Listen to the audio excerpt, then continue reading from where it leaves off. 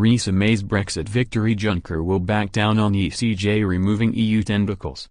The Prime Minister has repeatedly insisted there was a red line drawn over ECJ rule after Brexit as Brussels negotiators pushed for its authority to continue over EU nationals living in the UK.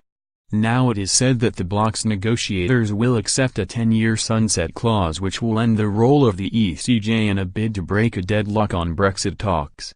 It comes as Donald Tusk's office has announced the European Parliament President will make an early morning Brexit statement on Friday.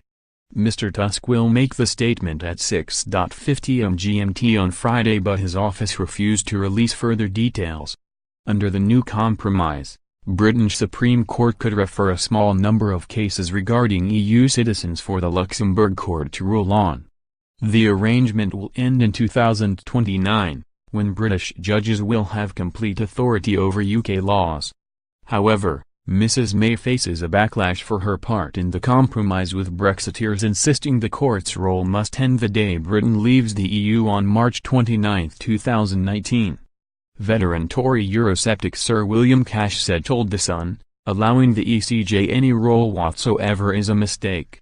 It will spread its tentacles, like ectoplasm, and end up ruling on all manner of things. That's what it has done ever since 1956. Earlier today the EU demanded a draft Brexit deal from Britain by Sunday if there is to be any hope of moving on to transition and trade talks at next week's EU summit in Brussels. The curious timing of Friday's announcement suggests a deal could be on the table, and an early morning statement would give leaders across Europe an entire working day to come to terms with whatever Mr. Tusk has to say. And his statement, shortly before the markets open, suggests Mr. Tusk's speech could have financial ramifications. Meanwhile, an Irish official has told a British-Irish Chamber of Commerce event in Brussels that negotiations are moving very quickly and a deal could be agreed within hours. The official said, "It is moving quite quickly at the moment.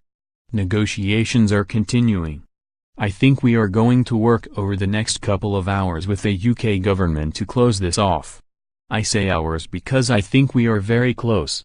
Theresa May is still trying to negotiate the deadlock, as is believed to be working through the night in order to have something prepared ahead of the announcement.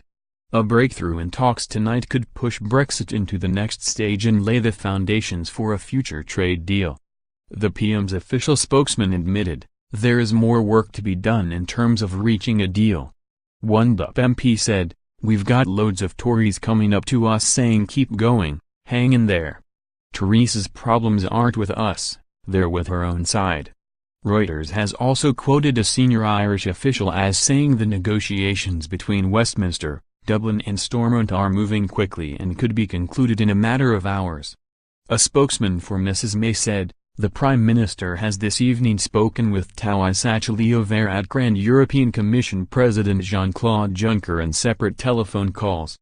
Discussions about taking forward the Brexit process are ongoing." Speaking at a British-Irish Chamber of Commerce event in Brussels earlier this evening, the Irish official said, "It is moving quite quickly at the moment. Negotiations are continuing. I think we are going to work over the next couple of hours with the UK government to close this off. I say hours because I think we are very close." Mrs. May could also meet with Mr. Juncker as the Commission's president reveals his major announcement. Mr. Juncker also spoke with Irish PM Leo Varadkar and Theresa May tonight, according to his chief spokesman Margarita Sinas.